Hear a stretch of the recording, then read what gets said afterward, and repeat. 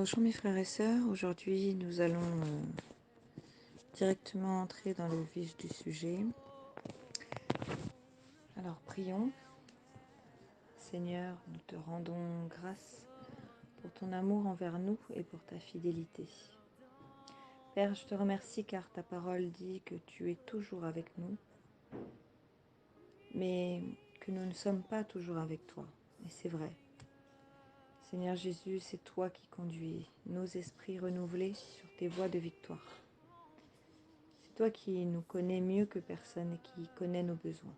Tu sais, lorsque nous avons besoin de plus nous sanctifier, de plus prier ou de plus être à l'écoute de ton Esprit Saint.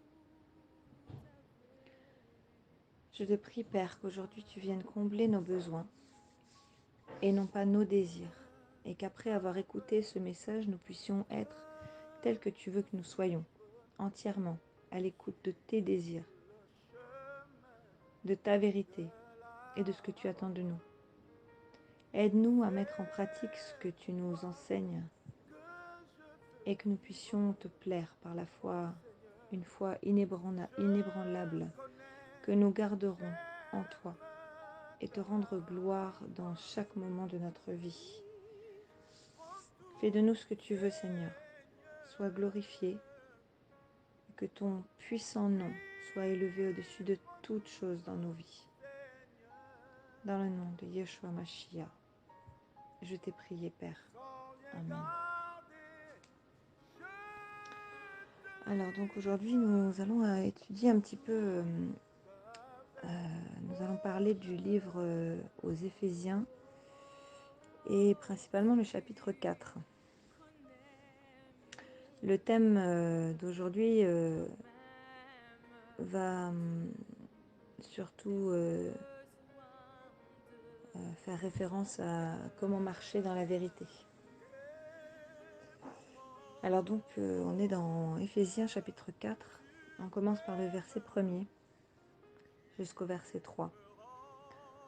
Paul dit: Je vous exhorte donc, moi, le prisonnier dans le Seigneur, à marcher d'une manière digne de la vocation qui vous a été adressée, en toute humilité et douceur, avec patience, vous supportant les uns les autres avec charité, vous efforçant de conserver l'unité de l'esprit par le lien de la paix. Donc voilà. Alors Paul parle ici d'abord des effets du pouvoir divin sur nos vies de croyants et nous dit de marcher d'une manière digne de la vocation qui nous a été adressée. Donc en fait ce que le Seigneur a prévu pour nous. Donc ça veut dire qu'ici il nous explique clairement ce que le Seigneur attend de nous une fois que nous scellons alliance avec lui. Alors beaucoup de croyants déjà disent qu'ils sont croyants mais disent qu'ils ne pratiquent pas. Voilà, qu'ils ne pratiquent pas leur croyance. En réalité, c'est plutôt un non-sens parce que quand on croit, en fait, on a une révélation. Donc, on ne peut pas être croyant non pratiquant, par exemple. C'est complètement une hérésie parce que le Seigneur, quand il nous révèle la vérité, il y a forcément un changement en fait. Donc beaucoup de croyants veulent bien faire alliance avec le Dieu Tout-Puissant pour obtenir sa protection et donc dire qu'ils sont croyants, mais ne veulent pas s'acquitter de leur devoir envers lui. Donc ça peut, c'est pas que ça peut, c'est que ça pose un réel problème en fait, parce que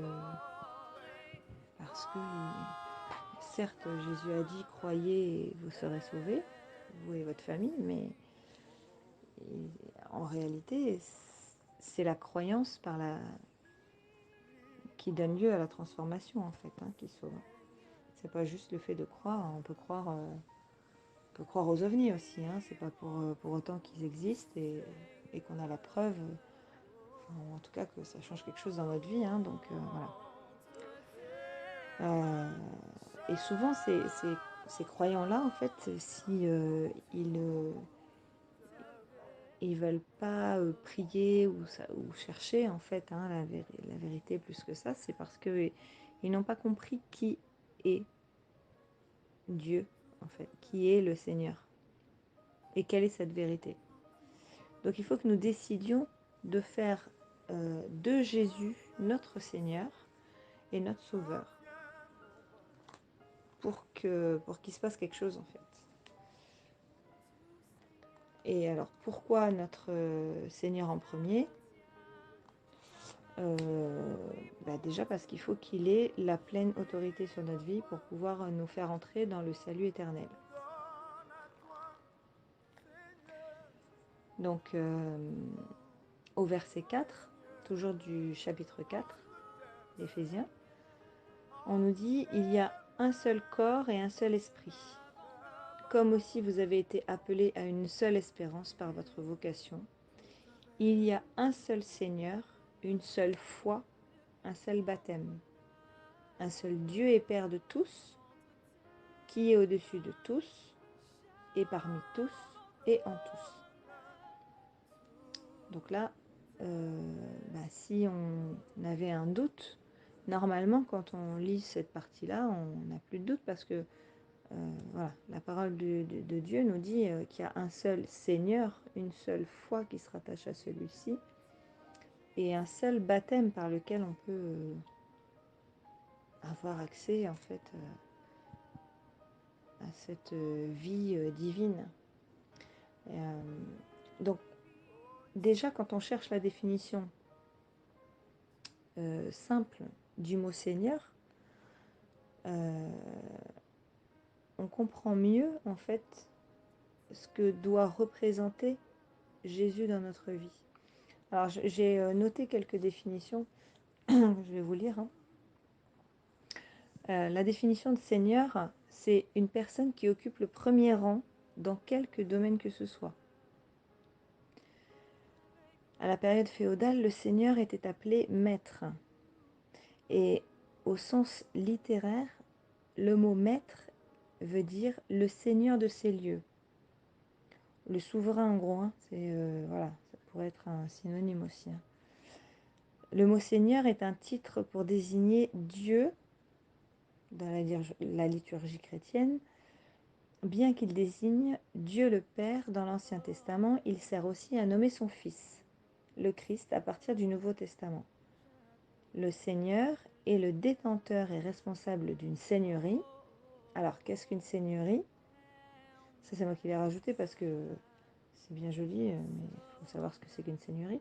Le seigneurie, c'est le droit, la puissance et l'autorité d'un homme sur une possession dont il est le seigneur, comme par exemple des terres ou des personnes. Dans l'ancien temps, les seigneurs, ils avaient le droit presque de vie ou de mort sur une population, hein, la population paysanne, ou, voilà, sur des terres et tout ce qu'il y avait dessus.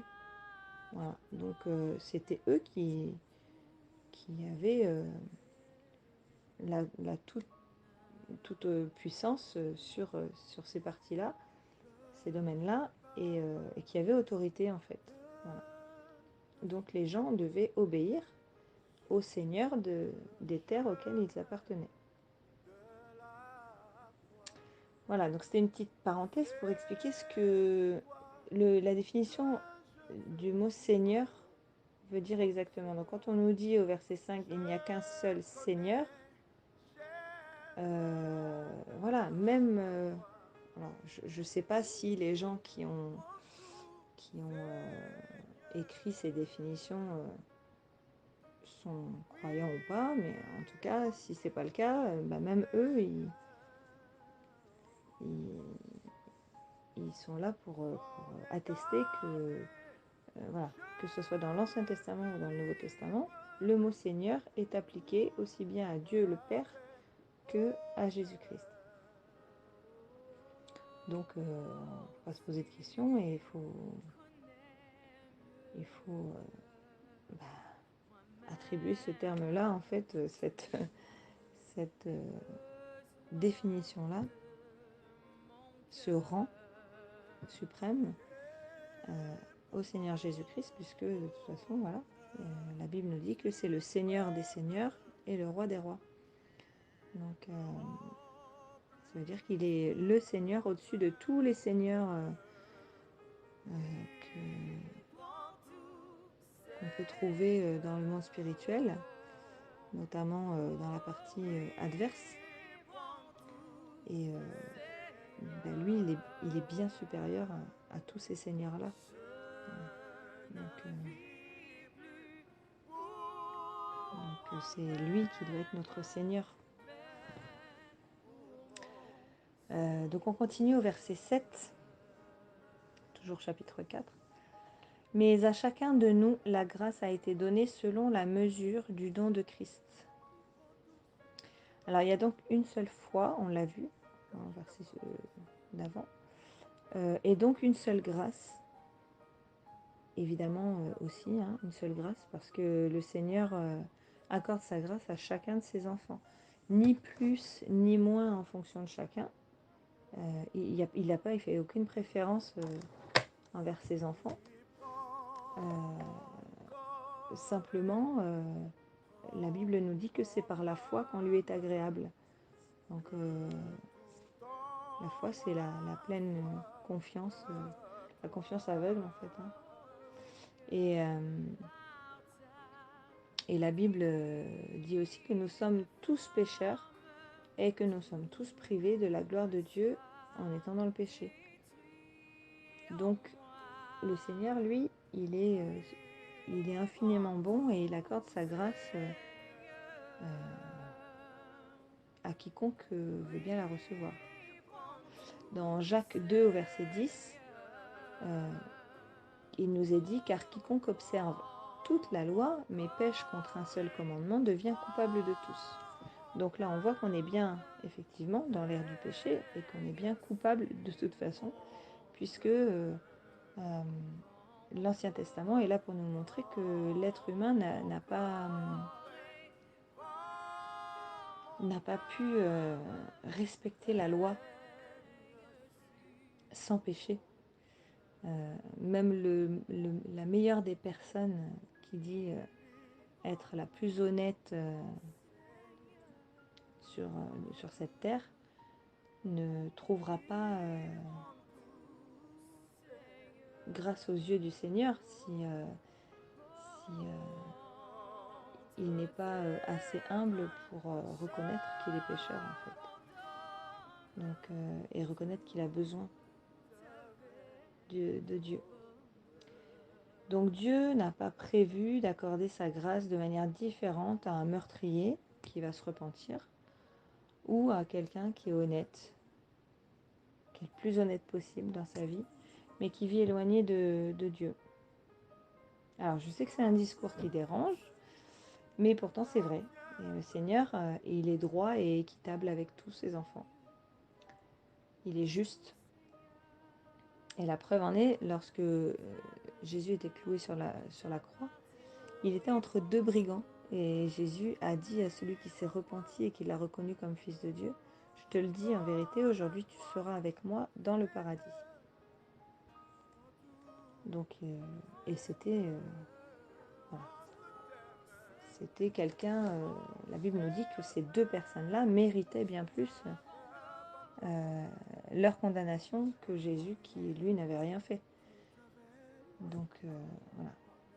Il a accordé, parce qu'il y en a un des deux qui s'est repenti, qui a reconnu qu'il était, que c'était un grand pécheur, et il a reconnu la souveraineté de Jésus, parce qu'il lui a dit « Souviens-toi de moi lors de ton règne. » Donc, il savait très bien que c'était Dieu qu'il avait en face de lui. Donc Dieu n'a pas envoyé plusieurs de ses fils accomplir plusieurs sacrifices à la croix pour tous les types de péchés que nous avons pu commettre ou qu'on peut commettre. Mais il y a un seul être vivant, 100% Dieu, 100% homme, qui a donné sa vie pour justement qu'on soit justifiés, nous. Ben, c'est Jésus-Christ. Voilà, Yeshua, Mashiach.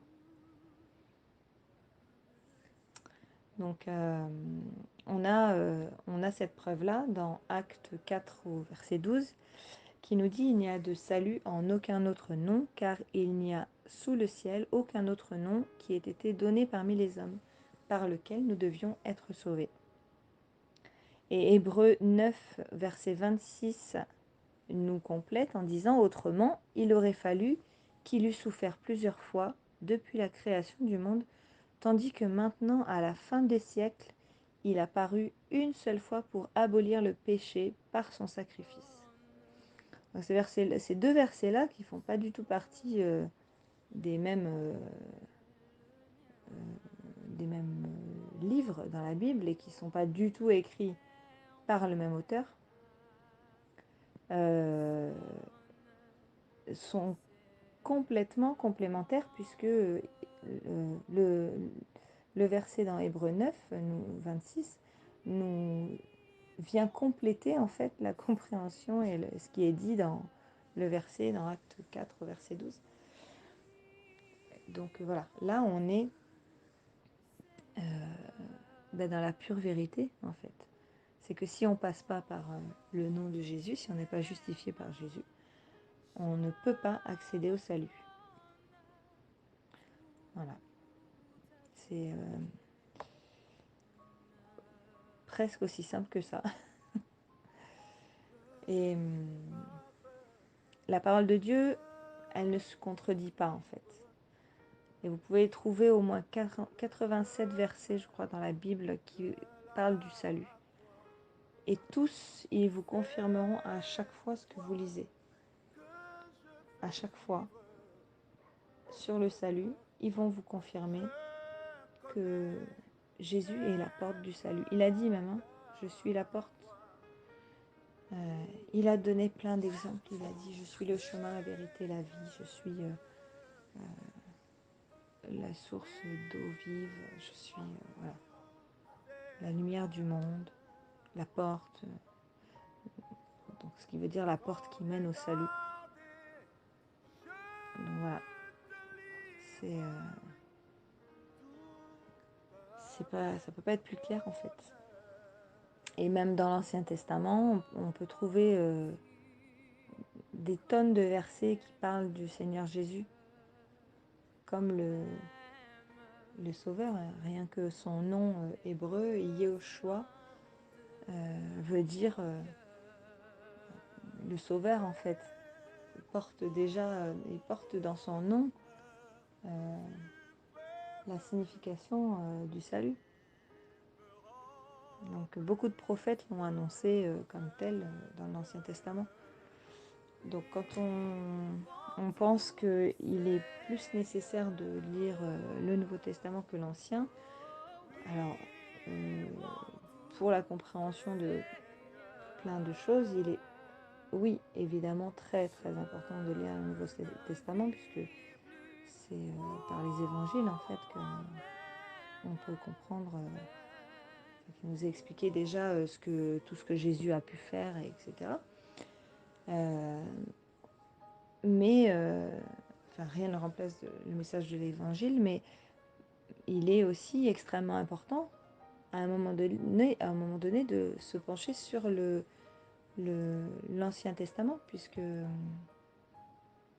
ça nous permet d'accentuer la compréhension en fait, de ce qu'on lit dans le Nouveau Testament. Et de nous montrer que Dieu ne travaille pas au hasard en fait. Que dans tout ce qu'il a mis en place, créé ou prévu, voilà, il n'y a pas de place au hasard. Lui, il sait toutes choses. Donc voilà, alors on continue. Donc toujours au chapitre 4 du livre aux Éphésiens, au verset 8, On nous dit c'est pourquoi il est dit, étant monté en haut, il a emmené des captifs et il a fait des dons aux hommes. Or, que signifie il est monté, sinon qu'il est aussi descendu dans les régions inférieures de la terre. Celui qui est descendu, c'est le même qui est monté au-dessus de tous les cieux, afin de remplir toutes choses. Donc là, on nous explique en fait que la partie, une fois que Jésus a été crucifié, qu'il est mort sur la croix, qu'est-ce qu'il a fait? Pendant ces 3 jours en fait où nous on le croyait dans le tombeau, les hommes le croyaient dans le tombeau, le croyaient mort, il est effectivement mort. Il est allé, à l'époque il y avait le séjour des morts, à l'époque, à ce moment-là en fait il y avait donc le séjour des morts où les morts en fait, il y avait 2 parties dans le séjour des morts, hein. Il y avait ceux qui étaient réservés pour qui étaient gardés un peu captifs, mais qui après étaient destinés pour le royaume des cieux, et puis ceux qui étaient destinés pour l'enfer. Et lui, Jésus, il est venu, il a pris ces captifs-là qui étaient destinés au royaume des cieux et il les a emmenés avec lui, justement, au royaume des cieux. Il les a libérés à ce moment-là. C'est là qu'il a vaincu la mort, en fait. On dit que la Bible nous dit qu'il a pris les clés du séjour des morts et il a libéré ces captifs-là. Et ensuite, on nous dit il a fait des dons aux hommes. En fait, il a permis à l'être humain d'accéder justement au salut en faisant ça. Il nous a donné la vie éternelle. Donc après, voilà, on nous explique bien que s'il est monté, c'est qu'il est aussi allé dans les régions inférieures de la terre. Donc voilà, il sait très bien, où on risque d'aller si on ne saisit pas cette grâce qu'il nous offre. Et donc on nous dit dans le verset 10 qu'il a fait tout ça afin de remplir toutes choses. Donc c'est bien écrit au pluriel, toutes choses au pluriel. La nature, on sait qu'elle a horreur du vide. Eh bien le Seigneur, lui, s'est sacrifié pour que nous soyons bien remplis, mais de bonnes choses. Pas de n'importe quelle chose, mais de toute bonne chose. Il aurait pu être marqué.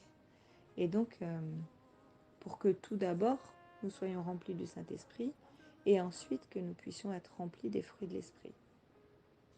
Voilà. Toutes les choses que Dieu a prévues pour nous. L'Esprit habite dans tout enfant de Dieu et il est là pour donner la conscience, la pleine conscience de la relation avec le Père qu'il peut avoir. Il nous donne conscience du péché et du besoin de sanctification. Ah bah oui, parce que je sais bien que quand on parle de sanctification, ça ne fait pas rêver en général, hein. Mais pourtant,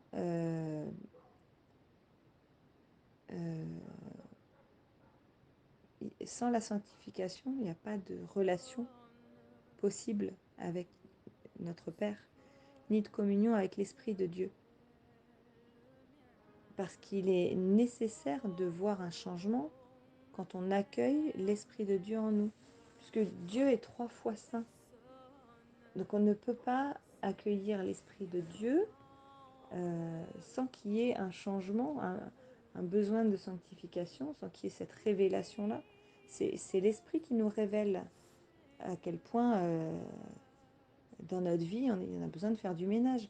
Un exemple, avant d'inviter des gens chez vous, je suppose que vous faites un peu le ménage pour que ce soit un minimum propre ou bien rangé. Imaginez-vous accueillir des gens très importants dans une maison complètement sale, avec la vaisselle sale qui traîne partout, la maison pas rangée, des vêtements qui traînent, etc. je pense que vous avez compris le concept en fait. Dieu qui est 3 fois saint ne peut pas venir habiter dans le corps de quelqu'un qui est rempli de péché et qui aime ça. Évidemment qu'on est dans l'ère du péché, qu'on est tous pécheurs et qu'on est tous privés de la gloire de Dieu avant d'accepter cette grâce qui nous est faite.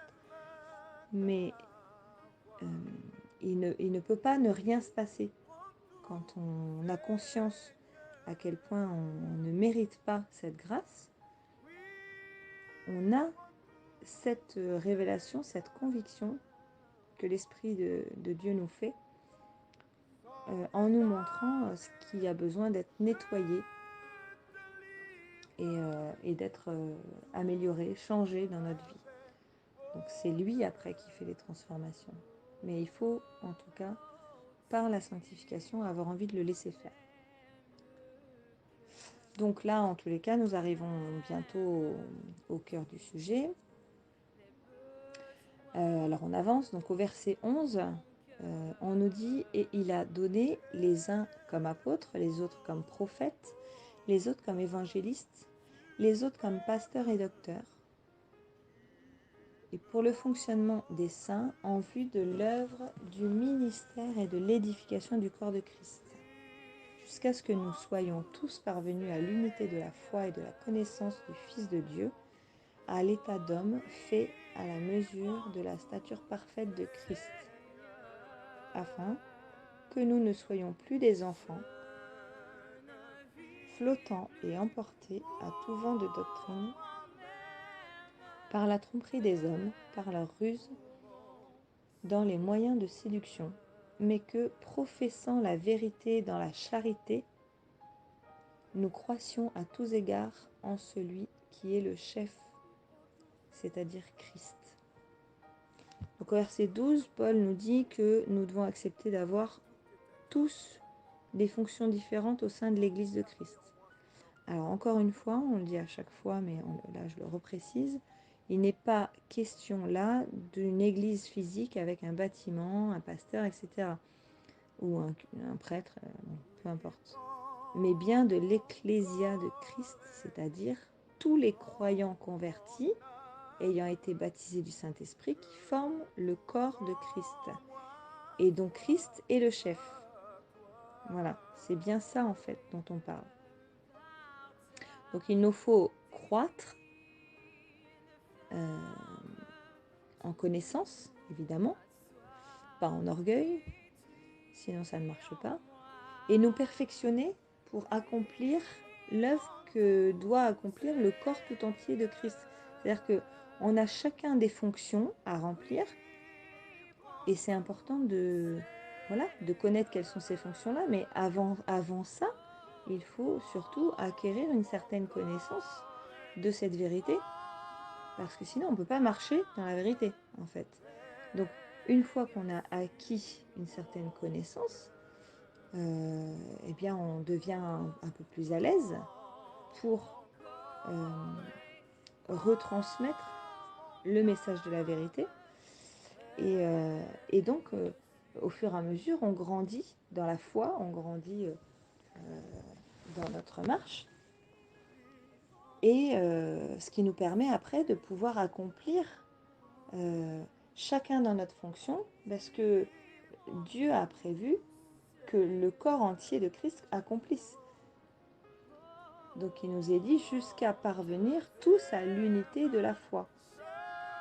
C'est-à-dire être tous bien équipés pour être actifs, surtout dans le combat spirituel, hein, parce que voilà, hein, la Bible nous dit qu'on n'a pas à lutter contre la chair et le sang, mais bien contre les dominations spirituelles, hein, et démoniaques. Donc notre rôle, c'est ça, c'est chacun de rester à notre place dans le bon service qui est prévu pour chacun. Donc ça, c'est pas nous qui décidons, c'est le Seigneur qui connaît nos capacités, qui connaît nos qualités et qui a mis en nous certains dons qui vont nous permettre d'exercer chaque travail que le Seigneur a prévu qu'on exerce. Et ensuite, chacun à notre place, ça va être comme un puzzle. Donc chaque pièce sera bien à sa place et on va pouvoir faire un travail qui s'emboîte et donc édifier le corps de Christ tout entier. Et que nous soyons affermis et non plus intimidés ou séduits par des doctrines pernicieuses en fait. Voilà. Quand on connaît la vérité, on est beaucoup moins susceptible de partir dans tous les sens, en tout cas dans le mauvais sens. Il nous faut donc, comme il nous est dit au verset 15, être entièrement dévoués à notre chef qui est Christ et en pleine connaissance et possession de la vérité. Donc c'est-à-dire connaître parfaitement notre chef, puisque je le rappelle, il a dit « Je suis le chemin, la vérité et la vie ». Donc quand on est en pleine possession de la vérité, on est capable de la transmettre à ceux qui ne la connaissent pas ensuite. Voilà, donc c'est ça que ça veut dire ce passage. On continue, donc verset 16, il nous dit « C'est de lui et grâce à tous les liens de son assistance que tout le corps, bien coordonné et formant un solide assemblage, tire son accroissement selon la force qui convient à chacune de ses parties et s'édifie lui-même dans la charité. » Ça fait référence au verset 2 qu'on a cité tout à l'heure, au tout début, où on nous disait « à marcher d'une manière digne de la vocation qui vous a été adressée » et un peu plus loin, vous supportant les uns les autres avec charité. La charité, c'est une partie extrêmement importante. En fait, charité veut dire l'amour agapé, c'est-à-dire l'amour sans condition. Voilà. C'est l'amour où on donne gratuitement, où on n'attend pas de recevoir. Voilà. On donne et on sait que de toute façon, notre rémunération, elle ne vient pas de ceux à qui on donne. Elle vient du Seigneur. Ensuite, au verset 17, « Voici donc ce que je dis et ce que je déclare dans le Seigneur, c'est que vous ne devez plus marcher comme les païens qui marchent selon la vanité de leurs pensées. Ils ont l'intelligence obscurcie, ils sont étrangers à la voix de Dieu à cause de l'ignorance qui est en eux, à cause de l'endurcissement de leur cœur. Ayant perdu tout sentiment, ils se sont livrés à la dissolution pour commettre toute espèce d'impureté jointe à la cupidité. Mais vous, ce n'est pas ainsi que vous avez appris Christ, si du moins vous l'avez entendu, et si conformément à la vérité qui est en Jésus, c'est en lui que vous avez été instruits à vous dépouiller. » Ce qui fait référence, le fait de se dépouiller, à la sanctification. Là, on ne parle pas de se dépouiller totalement de nos biens ou quoi que ce soit, ça n'a rien à voir. C'est plutôt se dépouiller justement de tout ce qui ne va pas dans notre vie, le péché, etc. Ce qui nous freine, en fait, puisque tout ce qu'on va avoir gardé, en fait, de notre évolution dans ce monde-là, n'est pas du Seigneur. Voilà. Tant que nous n'étions pas dans une marche avec le Seigneur, on est chargé en fait de plein de choses qui nous ralentissent et qui empêchent justement que le Saint-Esprit fasse son œuvre en nous. Donc on continue au verset 22. On va au verset 21. C'est en lui que vous avez été instruits à vous dépouiller. Verset 22. Eu égard à votre vie passée du vieil homme qui se corrompt par les convoitises trompeuses, à être renouvelé dans l'esprit de votre intelligence. Donc le vieil homme, c'était ce qu'on était avant, justement, d'avoir cette révélation et de marcher dans la vérité. C'était cette vie de péché. Et là, donc, on parle de l'esprit de l'intelligence. Ça fait référence au verset 3 qu'on a cité aussi au début, où on nous dit « vous efforçant de conserver l'unité de l'esprit par le lien de la paix ». Voilà, et là on nous dit de renouveler dans l'esprit notre intelligence. Et pour finir donc ce passage-là, au verset 24, il nous est dit « et à revêtir l'homme nouveau, créé selon Dieu dans une justice et une sainteté que produit la vérité. » Voilà, donc là on voit clairement que quand on passe, on fait ce pas de foi, en fait, qu'on scelle l'alliance pour marcher avec le Seigneur, avec son esprit, donc on est renouvelé, notre intelligence est renouvelée, et on peut revêtir justement un nouvel habit, un homme nouveau. Voilà, c'est ce qu'on appelle la nouvelle naissance. Et cet homme nouveau, il est créé donc selon Dieu dans une justice et une sainteté qui est la sienne, mais que produit la vérité. C'est en apprenant la vérité que on comprend l'importance de se sanctifier et ce que le Seigneur nous donne en fait quand il nous justifie. Je fais juste une pause parce qu'il faut que je branche mon téléphone. Voilà. Pardon.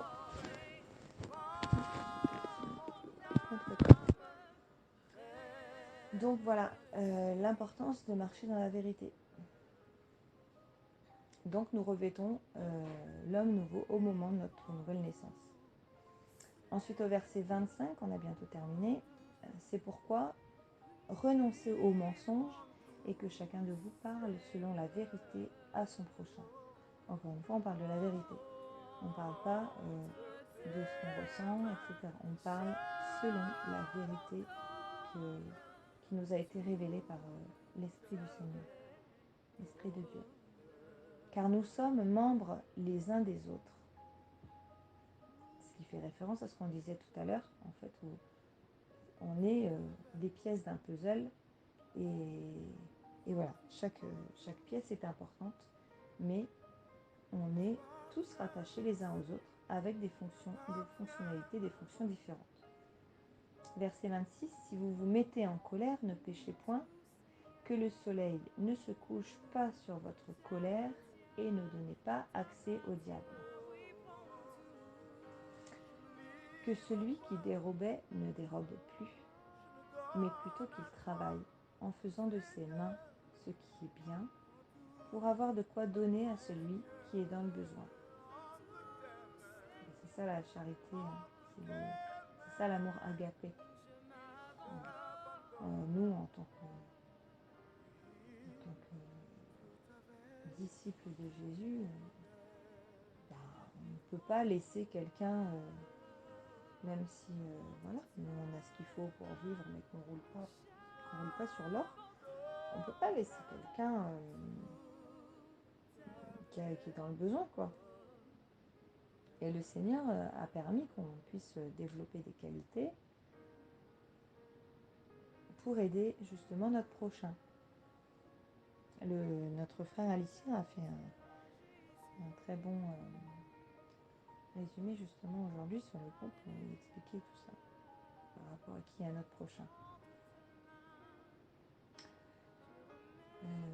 Donc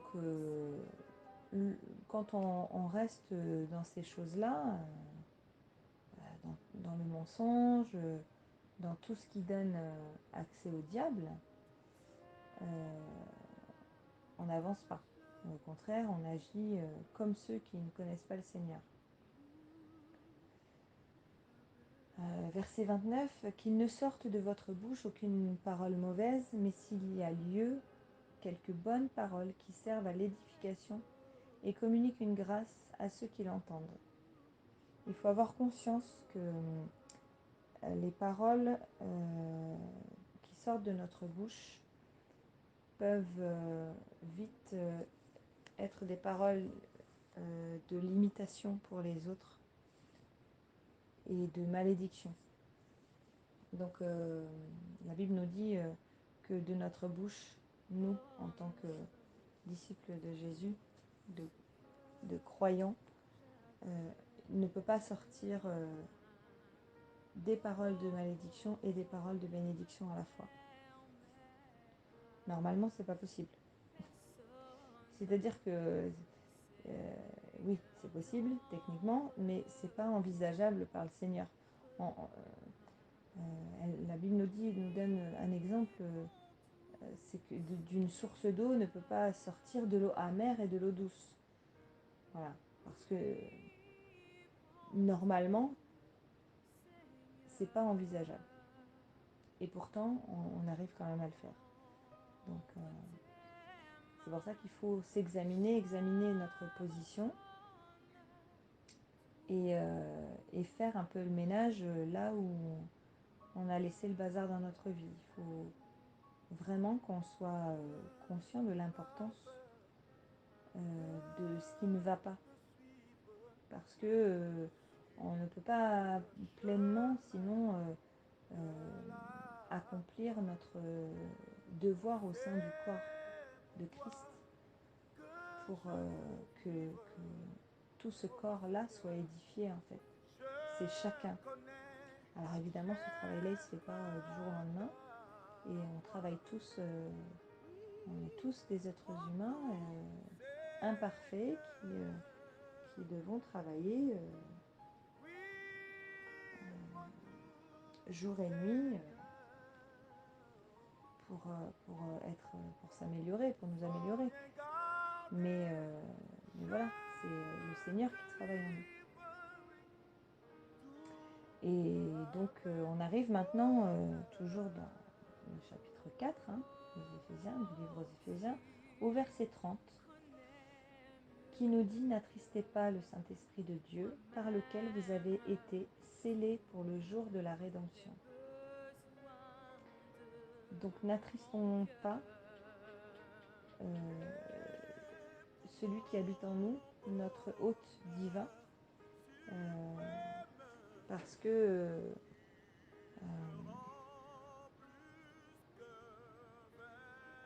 tout ce qui dans notre conduite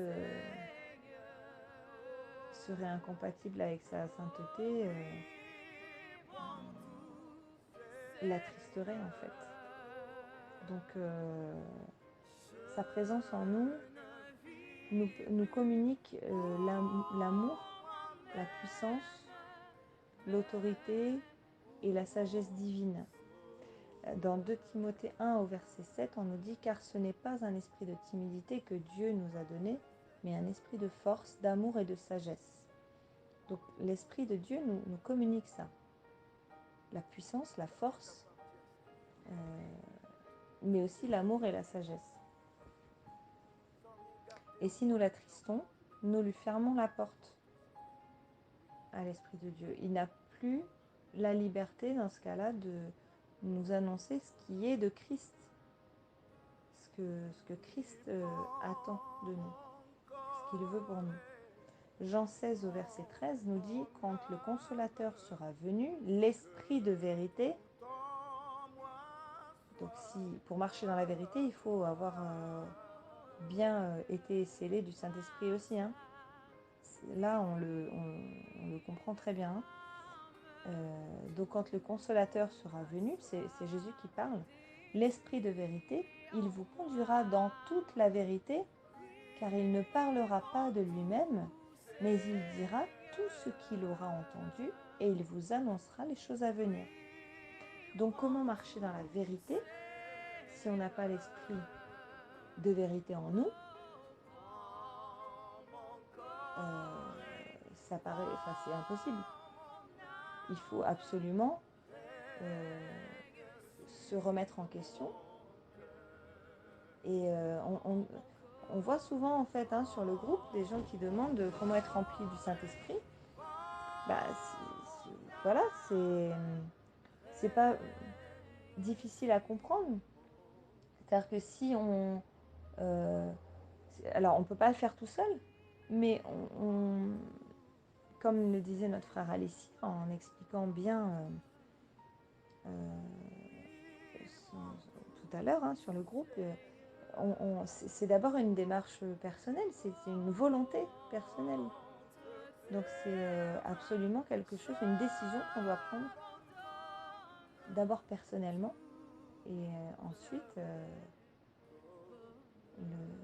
le travail peut commencer et c'est pas nous qui faisons tout le travail. Donc voilà, il faut, pour marcher en fait dans la vérité, il faut absolument recevoir l'esprit de vérité parce que c'est lui qui nous révèle toutes choses. On ne peut pas apprendre des versets par cœur, les réciter. En fait, notre connaissance, elle va s'accroître avec, au fur et à mesure où on va effectivement lire la Bible, etc. Mais elle va aussi s'accroître avec la connaissance, les révélations que l'esprit de vérité va nous donner. Donc voilà, on arrive à la fin, mes frères et sœurs. Donc en résumé, attachons-nous aux choses d'en haut, à ce que le Seigneur Jésus nous donne gratuitement, à sa parole de vérité qui transforme. La parole nous dit, si quelqu'un est en Christ, il est une nouvelle créature. Les choses anciennes sont passées. Voici, toutes choses sont devenues nouvelles. Donc ça nous parle de la nouvelle naissance qui est absolument nécessaire. Donc on peut prier, mais on a bien compris que si ce n'est pas conduit par le Saint-Esprit, ça ne sert à rien. Donc soyons dans la joie.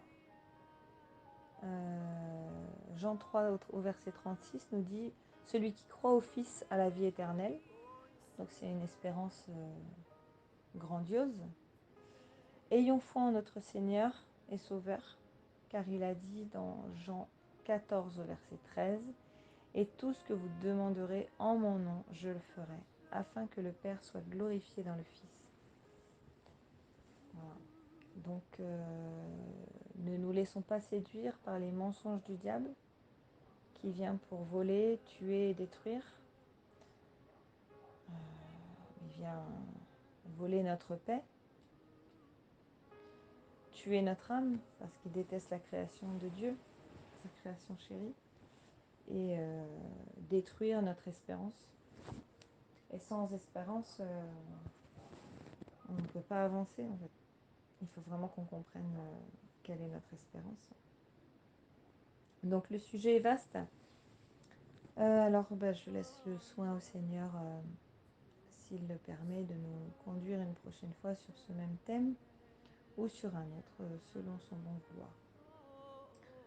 Voilà, soyez abondamment bénis mes frères et sœurs et que l'Esprit de Dieu vous conduise dans sa vérité.